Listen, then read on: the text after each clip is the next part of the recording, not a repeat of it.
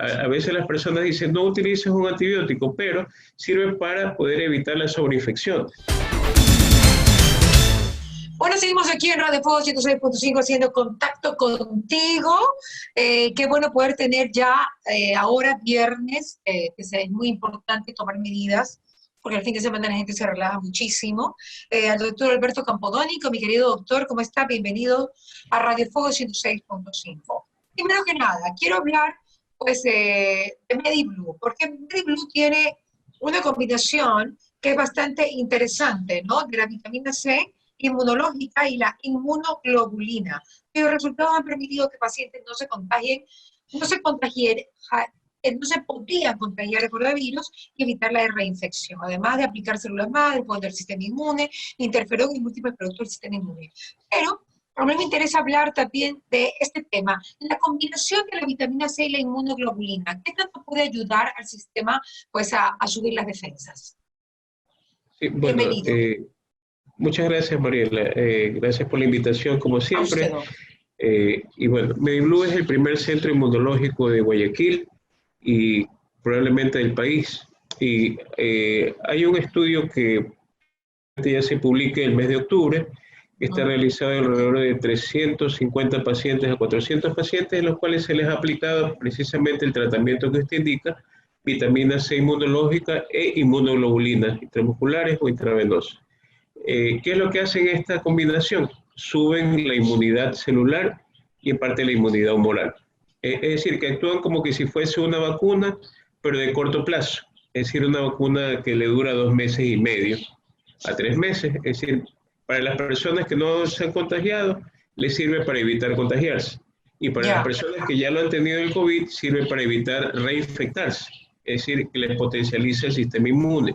Y para los que ya lo han tenido, sirve para evitar las recaídas, es decir, contaminarse más y volver a la clínica, volver a enfermar. Pero los casos de reinfección no son una realidad todavía, porque no hay estudios que determinen que puedan ser.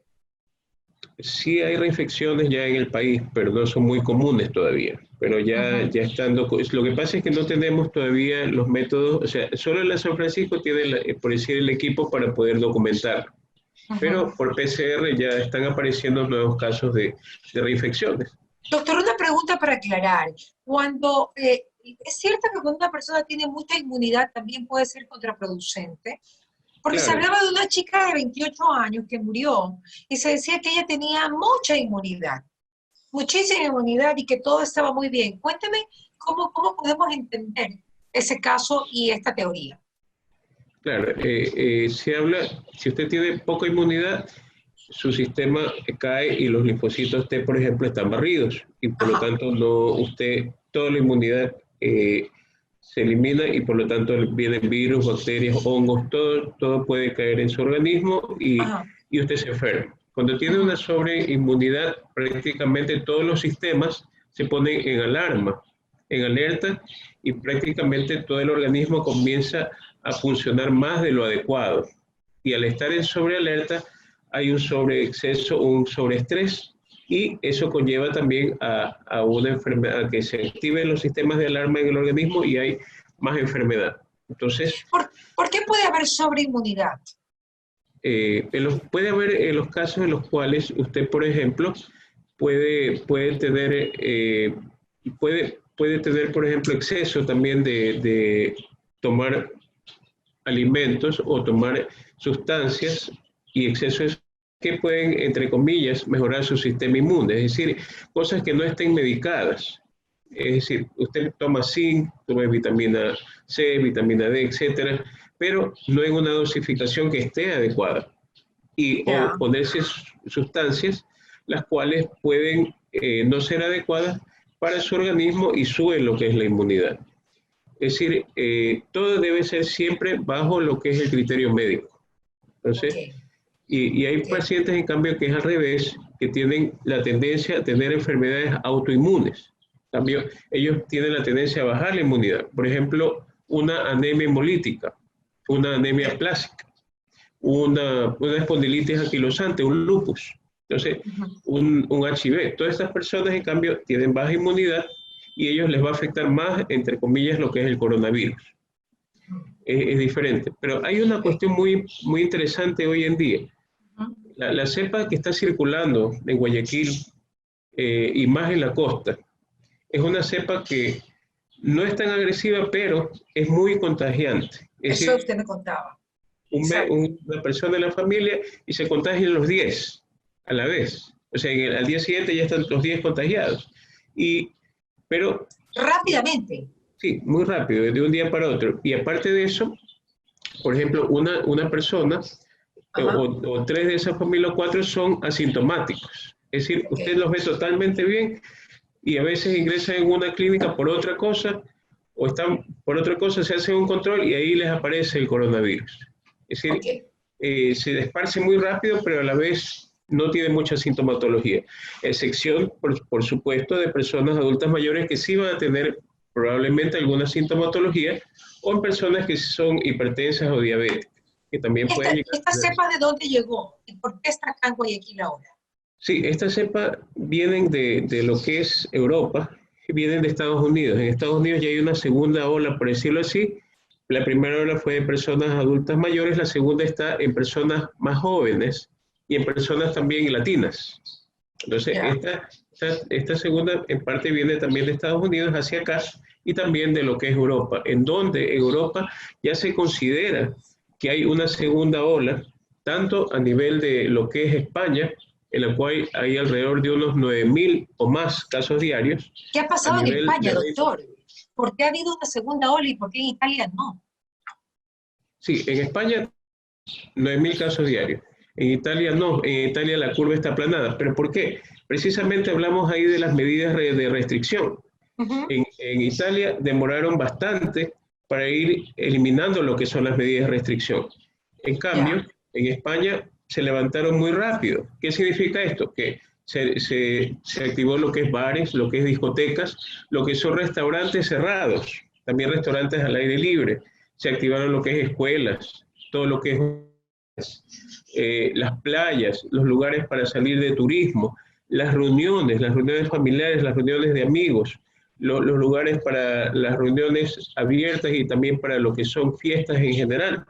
Entonces, prácticamente no había restricciones. Al no haber restricciones, se comenzó a subir en una forma alarmante, 1.000, 2.000, 3.000, 4.000, 5.000, hasta el momento son 9.000 casos diarios que hay en España y por lo tanto ya comenzó a haber lo que es aumento por sectores. Entonces, ya comienza del semáforo verde que tenían, vuelven a lo que es un semáforo rojo, con las implicaciones económicas que trae eso. Entonces, mire por ejemplo, en España 9.000, en Reino Unido 7.000, en Alemania, que era el ejemplo, ya ahorita tienen 2.750 casos diarios de contagios. En Ecuador tenemos 1.570 casos diarios. Y específicamente en Quito están subiendo 650 casos diarios. Entonces, si tenemos 1.500 en Ecuador y en Alemania hablamos de 2.700 y que en Alemania ya hay rebrote, aquí hablamos de que hay incremento de casos. Entonces, ¿en qué momento nosotros podríamos hablar de un rebrote? Aquí a nivel de Ecuador. Si nosotros hablamos de diferentes ciudades, Guayaquil está un poco más aplanado, pero Quito está subiendo. Entonces, ¿las medidas deben de ser para ciudades, para una ciudad, o deben de ser para todas? Esa es la gran interrogante. La gran pregunta, claro. Bueno, depende, porque aquí se manejan con COE nacional y COE cantonal. COE provinciales, claro. COE Entonces, por ejemplo, en Italia, ¿cuál es el secreto de Italia? Que tienen un gobierno central que les dicta las medidas a todos y ellos se mantienen todavía con toque de queda. Ellos, por ejemplo, todavía no abren escuelas, no abren universidades. Los bares, las discotecas todavía no están abiertas. Los restaurantes tampoco. O sea, los restaurantes solo ciertos restaurantes que están al aire libre. Y aparte de eso, reuniones familiares prohibidas. Reuniones de amigos prohibidas, están totalmente prohibidas y después de cierta hora usted no puede tampoco circular. Y también hay ciertas restricciones en lo que es transporte público. Entonces tenemos nosotros que hacer esos análisis y obviamente nosotros no podemos tampoco cerrar todas las cosas, pero sí tenemos que cerrar ciertas cosas en relación a lo que es trabajo podemos abrir, pero también en relación a cosas sociales tenemos que limitar. Ahora, también usted me dio el dato de que en Italia de 6 a 12 de la noche, ¿cómo es la cosa? Las mascarillas están, pero donde no tienes mascarilla casi que te vas presa, en Italia. Claro, es decir, Eso es todo así, el mundo ¿no? tiene que usar mascarilla todo el tiempo. En la noche. En la noche, exactamente. Sí, De 18 horas a 6 de la mañana, creo que tenía usted aquí. sí, Así es. Ajá. exactamente. Todo el mundo tiene que utilizar mascarilla durante todo el tiempo. Ya, Inclusive en la perfecto. noche es obligatorio. Pero ¿sabe qué pasa, doctor? Yo creo que sí hay, ningún país es igual. Italia tiene ciudades igual más pequeñas. Ninguna ciudad de Italia es muy grande, ni siquiera Roma. Milano tampoco es tan grande. En cambio, Barcelona, Madrid, es una congestión, una cantidad de gente. Tiene que ver con la aglomeración. Definitivamente, el contagio como siempre ha sido, ¿no? Claro, definitivamente, pero hay una cuestión que nosotros tenemos que ver muy particular y es el hecho de la conducta también de las personas. Quizás la forma de visualizar las cosas puede ser diferente a nivel de Alemania o a nivel del Reino Unido que a nivel de España. La Ajá, gente siempre va a exacto. ser más gregaria en España o más gregaria que en Alemania. Es decir, le gusta más En la reunión, estar congregados, ¿no? Claro. estar congregados, la parte social, el descanso, la siesta y el reunirse con amigos. Y no hay nada de malo en reunirse con amigos o reunirse con la familia, pero tenemos que tener el criterio de utilizar una mascarilla, o Claro que por lo sí. menos. Pero acabamos de ver en Dolce Vele un reportaje donde el fin de semana pasado hubo un matrimonio de 400 personas, y la mitad resultaron infectados. Y hoy están sufriendo esas consecuencias en Alemania. En este momento, un matrimonio de 400 personas es innecesario, doctor. O sea, ni por la situación económica, ni por, no sé, creo que hay cosas en este momento que son innecesarias. No ir a un restaurante, estoy súper de acuerdo con la activación de lugares, pero súper de acuerdo con las medidas. Pero hay cosas que realmente, como un matrimonio, invitar a 400 personas como pasó en Alemania, que uno dice, los alemanes no son tan gregarios. En todas partes se cuecen habas, y a los alemanes les encanta la cerveza. Y tiene su Oktoberfest, ahorita ya empieza. Los festivales de ellos son famosísimos. Todos los lugares tienen pues, gente que les gusta este tipo de reuniones, ¿no? Aunque sabemos que el latino es mucho más cálido en eso, Javier, por decirlo de alguna manera. exactamente. Y por ejemplo, a lo que yo voy, Mariela, por ejemplo, Ajá. nosotros aquí, a nivel de lo que es Guayaquil, qué cosas puntuales nosotros tenemos que cuidar? La primera es el hecho de subirnos a un transporte público, una metrovía. Antes teníamos 37 personas en una metrovía, actualmente tenemos 80 personas que suben una metrovía. Ajá. Antes, al pasar de una metrovía a otra, se podía hacer la desinfección de amonio con amonio, ahora no se lo hace mucho. Antes se tenía lo que es el gel, ahora ya no se lo hace mucho el cambio de gel. Por otro lado, el hecho de que ahora tienen más buses, es decir, 80 buses con 80 personas, es decir, hay mucha más gente circulando dentro de una hora que lo habían antes y aparte hay más horas de circulación. Entonces, usted tiene la cantidad de gente que circula en la ciudad durante las 10 horas diarias de metrovía y aparte es el hecho de que las personas se dirigen a diferentes lugares y el momento de subir a la metrovía hay mucha congestión. Es verdad que se suben las personas con mascarilla, pero el momento de estar dentro de la metrovía, la mascarilla está en la oreja, está debajo de la nariz o está en la barbilla, en donde primero no cumple función y segundo se infecta la mascarilla y tercero, una persona o dos personas que están sin mascarilla y los demás pueden llevar el virus a 2 a 5 metros dentro de la metrovía y pueden contaminar a las otras 80 personas. ¿Dónde usted cree que en Guayaquil son las mayores fuentes de contagio? Siempre van a ser en Guayaquil, siempre van a ser en los lugares que están alrededor de los sitios de comida públicos, en primer lugar. Segundo, los mercados y tercero, los lugares de abastecimiento de transporte. Pero, a ver, aclaremos eso de comida pública. O sea, ¿alrededor de qué? Sí, siempre alrededor de, por ejemplo, usted va a los sitios de transporte, por ejemplo, para Durán, Ajá. en sitios por la bahía. Usted va a encontrar los comedores públicos, es decir, lugares donde la gente come afuera. al en la aire calle libre. o al aire libre. Entonces, ahí usted ve mucha gente comiendo sin mascarilla, la gente circulando, y ahí está el virus dando las vueltas también. Y lugares en donde la gente está esperando transporte, a veces desordenadamente, y están uno es muy cerca del otro sin tener el distanciamiento social adecuado. Entonces, ahí es donde hay que lograr el ordenamiento de las personas y tener que todo el mundo esté con mascarilla y el distanciamiento adecuado. Por otro lado, el otro lugar donde se debe de tener el distanciamiento es en las playas. Ahora que va a haber el feriado, mucha gente va a salir de la ciudad, va a la playa, no hay una ordenanza adecuada para que las personas estén con mascarilla en la playa. O sea, la gente dice, no, yo voy a la playa, ¿por qué me voy a poner mascarilla? Tengo que ir al mar y todo, pero al estar en la arena no hay, decir, por ejemplo, tenemos 100 carpas, las personas tienen que estar en este lugar designado y tienen que estar en esta distancia. No hay una ordenanza de ese tipo, sino que la gente va y se coloca, bueno, si tienen que usar mascarilla la usan y si no, no, porque nadie les indica cómo hacerlo o nadie les indica tal o cual distancia. Pero yo en la playa no lo vería tanto problema porque están al aire libre, doctor, y circula mucho. O sea, hay ventilación, claro, el aire, absoluta. Claro, pero si usted tiene, por ejemplo, en un lugar de unos 5 metros cuadrados, tiene 100 personas, es diferente. El punto es que, por ejemplo... El distanciamiento también juega un papel importante, obviamente, claro, por mucha ventilación que haya. Claro, porque acuérdense que ya no tenemos restricción vehicular y la gente ya puede ir libremente y usted puede tener mucha más cantidad de personas ya en un feriado que se viene que lo que hemos tenido antes. Entonces, de todas maneras, sí hay que tomar eso en consideración. ¿Cuántos contagios hay en Ecuador diariamente el día de hoy? Hasta el 1 de octubre, el día anterior a hoy, fueron 1.516 contagios. Y solo en Quito, cerca de 680. Entonces, estamos hablando de que el resto del país, alrededor de 700. Y en Guayaquil, extraoficialmente se considera que la curva de fallecimientos está en menos de 20. Pero hay una cuestión que hay que considerarla que es bastante importante. A nivel público, alrededor de un 90-95% de las unidades de cuidados intensivos, mejor dicho, están llenas. Es decir, el aforo de las unidades de cuidados intensivos públicas, 90-95%.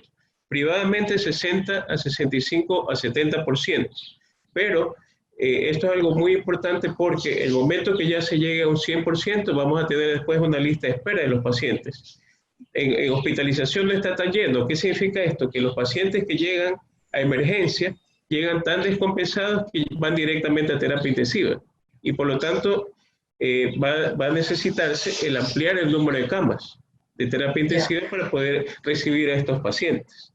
Y ahí es que sí estaríamos hablando ya de un incremento importante del número de casos. Pero usted no podría decir que hay una nueva ola en Guayaquil o en el Ecuador. No, en Guayaquil no, pero hay que considerar lo siguiente. O sea, si por ejemplo en Quito se habla de que hasta el momento hay un 22% de contagiados en Quito, y estamos hablando que recién tenemos 3 meses que la curva ha subido, nos faltarían todavía como un % más de personas que se contagien. Entonces, ¿hasta qué punto va a seguir subiendo la curva y aumentando? Si hemos visto que se ha duplicado Lo que pasa es que Quito no ha tenido un pico. Quito ha venido como así, ha tenido como una meseta que va subiendo. Lo que no pasó en Guayaquil, que hubo una subida y una bajada, ¿no? Eso tal vez los mantiene mucho más alerta a los quiteños. Claro, pero el punto también es que se sube, pero llega un momento en que esa subida puede puede salir de ese de control porque puede duplicarse o triplicarse y la velocidad se va más arriba. ¿Cuál es el punto ahí? Que las medidas no pueden limitarse o no pueden bajarse de nivel en todas las ciudades. O sea, debe haber ciudades, por ejemplo, como Quito, en la cual las medidas tendrían que ser iguales que antes, restrictivas. En el resto del país pueden bajarse, como en Guayaquil, pero no en ciudades en las cuales la curva está subiendo. Entonces deben de mantenerse igual que antes para que ese pico sí comience a tener meseta y luego bajar. Al menos si ya tiene usted un 22% de los pacientes ya contaminados. En cambio, en Guayaquil usted tiene un 60% o 70% ya contagiados. Ya. ¿Sí? Ya un 60 o 65%. Las personas que se están contagiando actualmente son los adultos mayores y las personas que no se han contagiado anteriormente. Y sí estamos hablando también un poco de reinfección porque hay personas que han tenido un PCR positivo hace 4 o 5 meses y están teniéndolo actualmente. Doctor, ¿y cuál será el umbral de la inmunidad de rebaño del COVID?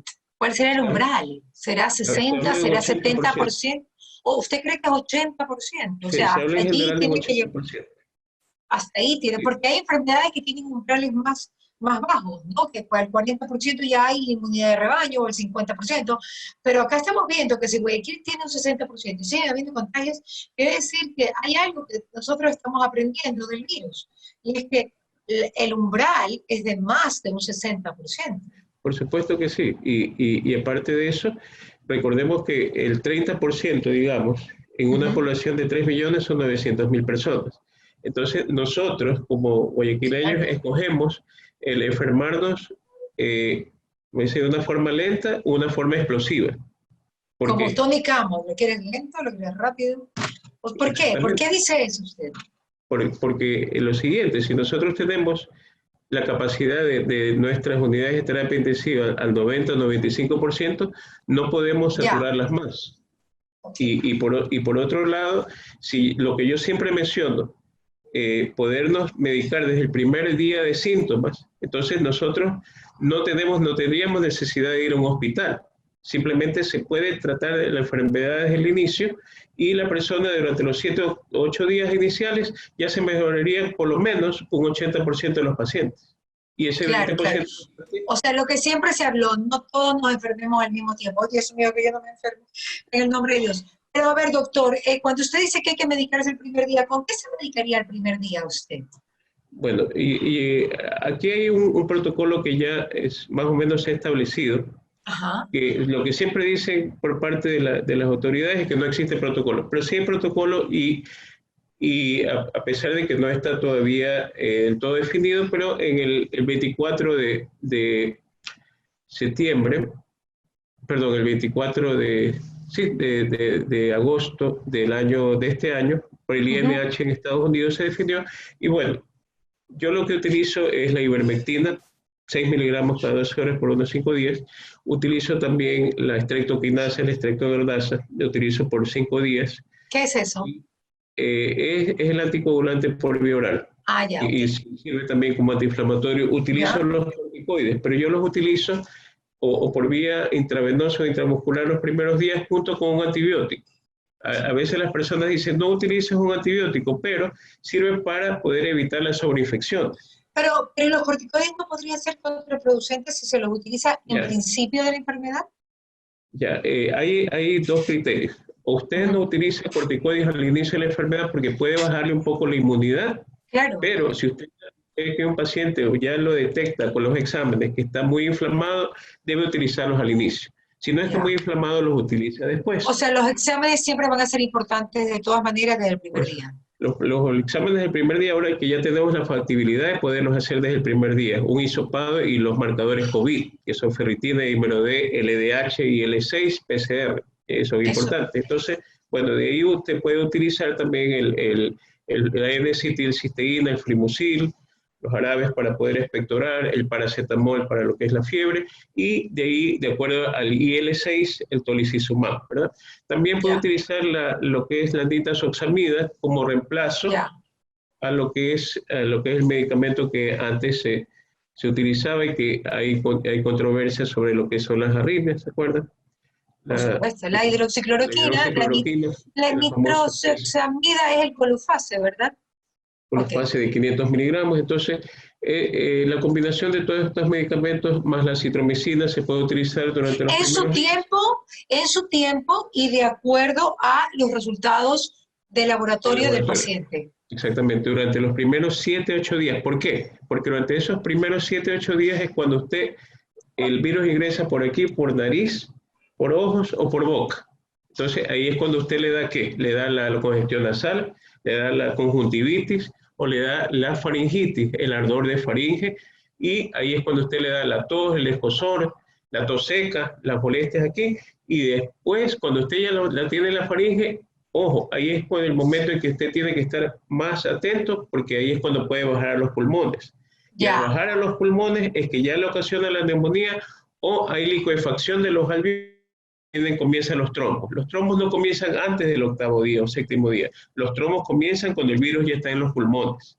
Entonces, ahí es que vienen las complicaciones restantes. Entonces, si usted logra tratarse durante los primeros días y el virus baja lo que es su nivel de carga viral y usted se mejora, olvídese ya de la hospitalización o olvídese ya de esa neumonía que se viene, o será una neumonía muy leve. Es decir, que es algo controlable y la carga viral bajará y ya los días que vienen del 9º, 10º, hasta el 15º día, que son los días más complicados, en los cuales usted puede ir a hospitalización y ya llegar a una terapia a veces, o no. Entonces ya esos días la curva va a caer, la curva de complicaciones va a caer.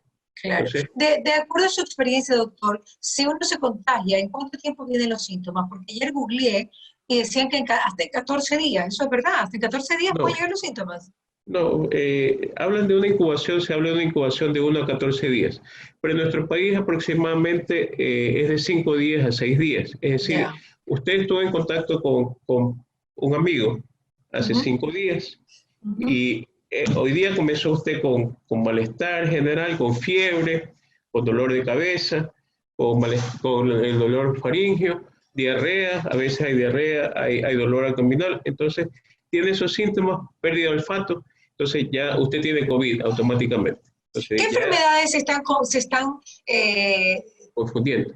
Confundiendo con el COVID en este momento. Claro, actualmente por el cambio de clima se confunden, por ejemplo, la gripe común, que es causada por el rinovirus, que realmente es el resfriado común que dura 3 a 5 días y es por estornudos. Uno puede tomar algo, por ejemplo, para la alergia, tomar algo para el malestar y cede rápidamente. Hasta con algo caliente, una limonada caliente, usted mejora. A mí me pasó ayer.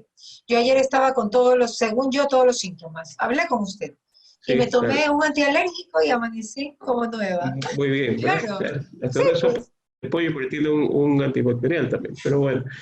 De ahí, por ejemplo, hay lo que es la influenza, que ya es otra cosa, que ya es lo que la gente comúnmente le dice el trancazo, que esa influenza le da congestión nasal, le da malestar general, una fiebre alta que no cede, 38, 39, 40 grados, y esa influenza, una de las peores, por decirlo así, es la H1N1. Y usted en ese tipo de influenza sí es bastante grave. ¿Por qué? Porque usted hoy día comenzó síntomas de fiebre, dolor faríngeo, congestión nasal. El segundo día se empeoró y el tercero está intubado. Usted sabe que el otro día entrevisté al doctor de Quito y dijo que la H1N1 es más letal que el COVID. Y a mí me llamó la atención. Pero hay vacuna, pues, doctor, para el H1N1. Claro, pero hay una cuestión. Mire, ¿cuál es el problema aquí? Primero, que la influenza H1N1 es estacional. La segunda, que año a año hay que vacunarse porque el virus muta, al igual que el coronavirus. Claro. Y tercero, que las personas, como dicen, influenza no es tan grave, entonces las personas corren el error de no vacunarse. Y ya cuando ya tienen la enfermedad a veces es tarde, porque evoluciona de maneras diferentes. Pero la neumonía es diferente, la neumonía es alveolar, es decir, es en las bases y ataca justamente los alveolos, que son las estructuras redondas pequeñas que están al final del pulmón, en la base, y las destruye, literalmente las destruye, es decir, destruye su capacidad para ventilar y esa destrucción es permanente. Entonces, sus pulmones totalmente quedan mal y a pesar de la ventilación mecánica e intubar, usted no mejora. Es decir, eso con la H1N1. Pero entonces, a ver, que la gente sepa, que nos esté escuchando, que hay vacuna para ello. Y que en cualquier momento se pueden vacunar. Claro, y le diré una cosa. Como contra la neumonía también se pueden vacunar, ¿no? Claro, y le diré una cosa. Por ejemplo, usted a pesar de vacunarse contra la influenza, usted puede contraer la influenza H1N1, le da fiebre alta y a pesar de eso tiene que tomar el oseltamivir, que es el medicamento para el tratamiento de influenza. Pero ya que si usted lo toma los primeros días puede mejorar. Claro. ¿Cuál es la diferencia entre si usted podría, es un signo o un síntoma, la diferencia entre el COVID y la influenza, cuál usted determinaría que es? Le diré una cosa. Los dos le dan fiebre alta. Los dos le dan congestión nasal. Pero la diferencia básica entre la influenza y el COVID es que la influenza le da, en los 2 primeros días ya le puede dar la insuficiencia respiratoria. a diferencia del COVID que le da después de unos 8 o 10 días. Es decir, Wow. la rapidez con que evoluciona la influenza H1N1 es evidente. Entonces, y por eso es que uno debe vacunarse. Y por otro lado, es el hecho de que esta influenza, cuando llega, usted no le da tiempo muchas veces a actuar, sino que ya va directamente a terapia. Y en terapia usted puede hacer todo y el paciente muchas veces evoluciona no mal. Responde, claro. No responde. Doctor, Entonces, ¿cuánto nos está afectando también en relación a esto las cenizas del Shanghái? Sí, Ayer creo que cayeron unas cuantas cenizas, ¿no? O sea, sí, está cayendo imperceptiblemente a veces, ¿no? Sí, imperceptiblemente caen y cuando cayó fue bastante. Hay una cuestión también en relación a lo que es las cenizas. ¿Qué afecta a las cenizas básicamente? Aparte que afecta el hecho de las personas que son alérgicas, porque llega a lo que es el tracto respiratorio, llega a lo que es la parte alveolar, siempre va a complicar a las personas que son asmáticas y les puede ocasionar un cuadro respiratorio. ¿A quién también va a complicar? Va a complicar a las personas que tienen fibrosis pulmonar. ¿Qué es la fibrosis pulmonar? La fibrosis pulmonar es una enfermedad que deja cicatrices o una manera de cicatrices a nivel de lo que es pulmón. Y una persona con fibrosis pulmonar es una persona que, por ejemplo, ha tenido neumonía y le queda la fibrosis pulmonar. Es una persona que en su vida ha fumado. Y es una persona también que, por ejemplo, si le da una infección respiratoria, por ejemplo, una neumonía, o si le da COVID, es bastante mortal. Peor si tiene el contacto con la ceniza, esa ceniza le puede causar algo de insuficiencia respiratoria y puede ser proclive a coger cualquier infección respiratoria en medio y cualquiera, complicarse. es verdad. Claro. O sea, Entonces, te vuelves más... más proclive. Más proclives es la palabra perfecta. Claro. Doctor, lamentablemente tenemos que finalizar la entrevista. ¿Cómo va la vacuna, señor? ¿Cuándo llega? El presidente Trump dijo que tenía COVID, él y Melania, ¿no? Hoy día Él tiene COVID. El presidente Trump tiene COVID y la esposa tiene COVID. Y Melania también, sí. Imagínate. Bueno, cuénteme, ¿y le llegará la vacuna al presidente? Aunque ya si tiene COVID ya está con inmunidad, ¿no? Hay una cuestión muy interesante en relación a la vacuna, Mariel. Nosotros, aparte de que en el país ya se están recogiendo voluntarios para experimentar 3 diferentes tipos de vacunas en 20.000 personas, todas las vacunas que se están... Ya es un hecho, ya es un hecho. Sí, ya es un hecho. Pero lo que dijo el ministro de Salud, ¿verdad? La de Oxford, tengo entendido. Una es la de Oxford. Y dos más que se van a experimentar y ya se están recogiendo los voluntarios en la Universidad de San Francisco. Ajá, yo entiendo. Para eso. Y se prueba la vacuna versus las personas en las que no se les pone la vacuna. Y todas ya están en fase 3. Entonces, ¿qué es lo que se está haciendo? A nivel mundial se considera que las vacunas que se están probando, realmente la efectividad de ellas va a llegar más o menos a un 50%. Es decir, que no van a darnos la cobertura completa. Y eso va a llegar realmente el 2021, quizás a mediados o a fines del 2021. Entonces, usted no solamente tendrá que vacunarse, sino que también, aparte de eso, tendrá que tener un refuerzo de su sistema inmune. Claro. Como la inmunoglobulina, ¿no? Siempre, con vitamina C, que siempre va a ser importante tenerla. ¿No puede haber un exceso de inmunoglobulina, doctor? O sea, no puede haber exceso de inmunoglobulina, o sea, exceso de tener muchas defensas con la inmunoglobulina, que es tan conocida desde hace muchos años por levantar defensas. No, porque realmente lo que hace la inmunoglobulina es reemplazar la que nosotros vamos consumiendo. Entonces, y por ejemplo, si usted tiene una vacuna, le pongo un ejemplo muy puntual. Tiene usted la vacuna para H1N1 y usted, a pesar de que se pone la vacuna de H1N1, usted puede sufrir influenza y usted puede terminar hospitalizado por influenza. Entonces, usted aparte de la vacuna necesita un refuerzo inmunológico porque usted no sabe en el momento en que usted está en contacto con la influenza H1N1, puede ser usted hipertenso diabético o puede estar afectado por otra enfermedad en ese momento, sus defensas cayeron y la enfermedad lo atacó. Entonces, siempre es importante, aparte de la vacuna que nosotros tengamos, subir el sistema inmune. Doctor, ¿usted se pondría vacuna? Porque hay un estudio que dice que el 60% de los terrícolas no se pondrían vacuna. No, yo considero que el colocarse las vacunas es algo importante. ¿Por qué? ¿Por qué lo pienso de esa manera? A pesar de que primero se debe colocar un 20% de la población y después un 80% de la población. Considero que es importante por lo siguiente. Tenemos, por ejemplo, el coronavirus. Mientras nosotros no tengamos un medicamento puntual que usted diga, este medicamento elimina el coronavirus. Exacto, ¿verdad? El tratamiento, claro. Y usted diga, este tratamiento lo deja en cero. Nosotros vamos a necesitar la vacuna. A pesar de que la vacuna, por efectos de investigación, porque toda vacuna necesita 5 años por lo menos de investigación o 4 para tener un efecto ya real del 80 o 100%, que la tengamos al 50 o 60%, por lo menos nos va a precautelar de que no nos enfermemos y que podamos llegar a una terapia intensiva. Entonces, si nos da un rango de protección, por lo menos para adultos mayores, para personas que son vulnerables, para niños, y para personas que están en ciertos grupos de riesgo, yo creo que es bastante. Y para personal de salud, que siempre va a estar en contacto. Para la policía también, ¿no? Para los policías y para los del ejército, y para personas que realmente la necesitan, yo creo que es importante. Entonces, yo creo que a pesar de que, en mi criterio personal, obviamente se saldrá la vacuna y habrán después de 1 o 2 años modificaciones importantes y quizás saldrá otra nueva vacuna que será mucho mejor. Claro. Pero habrá que ponerse la primera o la segunda que salga, precisamente para evitar las complicaciones de este COVID que tenemos y poder llegar a ese punto que usted dice, tener una vida un poco más normal y poder salir y tener la reactivación económica que todos estamos buscando. Y el hecho precisamente de estar pensando en lo que es en el fantasma de una segunda ola. Imagínese, claro, doctor.